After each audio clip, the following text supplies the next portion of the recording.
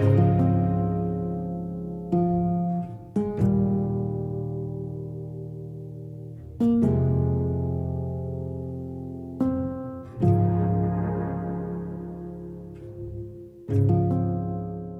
name is Isobel Abulhoul. I'm the CEO and trustee of the Emirates Literature Foundation. I think after COVID-19, which has impacted everyone in the world, it's not a disease that's happened in Africa or Asia or the West, it's everywhere. So everyone has been impacted. And I think there is a desire, a genuine desire by us all to come together and to make a difference, because singly, it's hard.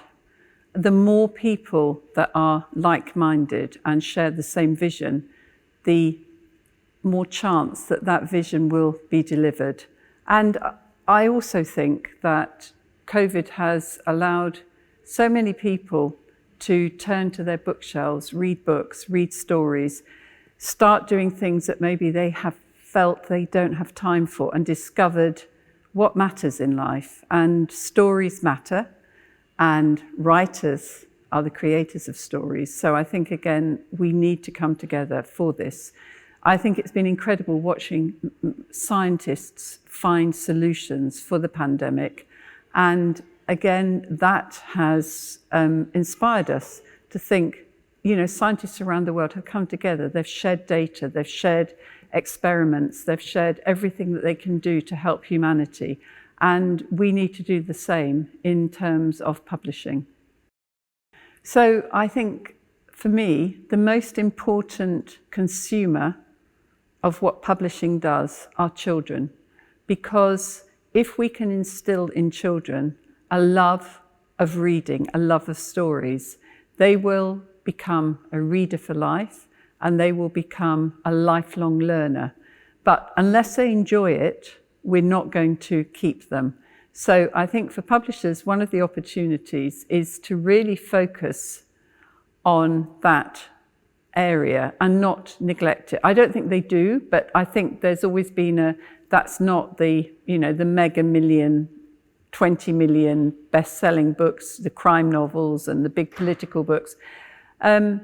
I think J.K. Rowling changed that perception, and there has been a lot more interest in children's books. But they've always been a little bit the second-class citizen, and now is a chance to change that and to bring them out.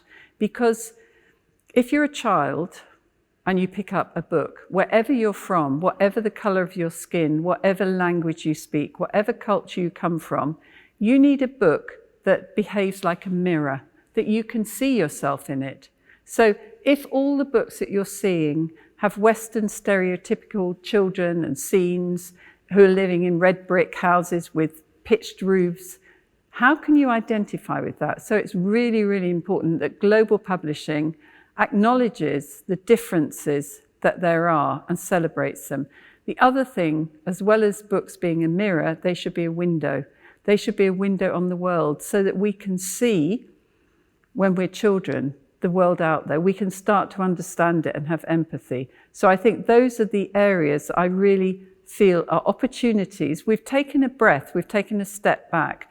Lockdowns, wherever they've happened, have slightly imprisoned us in our houses. But though, if we're lucky, those houses are full of books.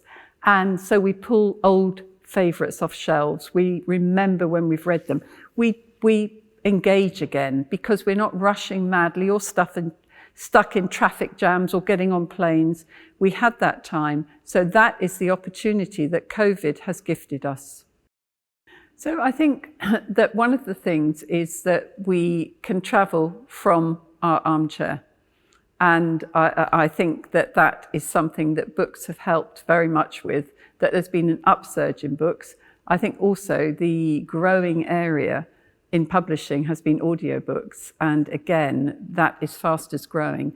And it acknowledges that if you're a second language learner and you're reading books, say in English, that will enable you to really get to the heart of the story, the book, whatever it is. So digital publishing, e-books, all the forms, Braille books that publishing does are really, really important. And it's been a tough time for most industries, but one of the industries that I think has done best during the pandemic, during the last 2 years, has been publishing, because there are ways and means of getting books, and we've all found that we need books. As human beings, we've recognized again that we need stories. Humanity needs good stories, it needs challenging stories, it needs new ways, and that's what publishing has provided us.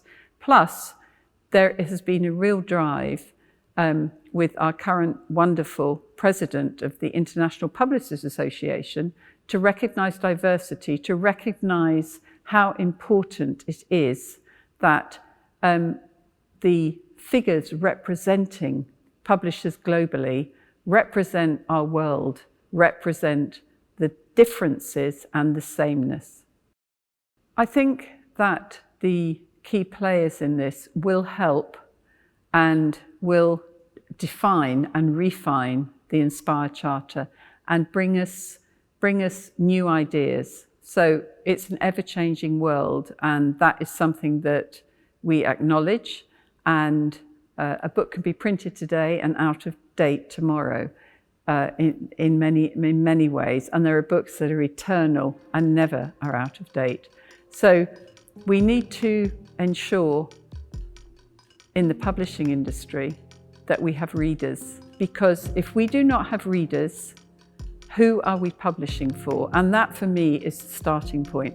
I'm always interested in the reader and making sure that we have readers. So the younger we can open that magic door and help children through it to that place that only books can take you, then we will have a robust publishing industry everywhere in the world.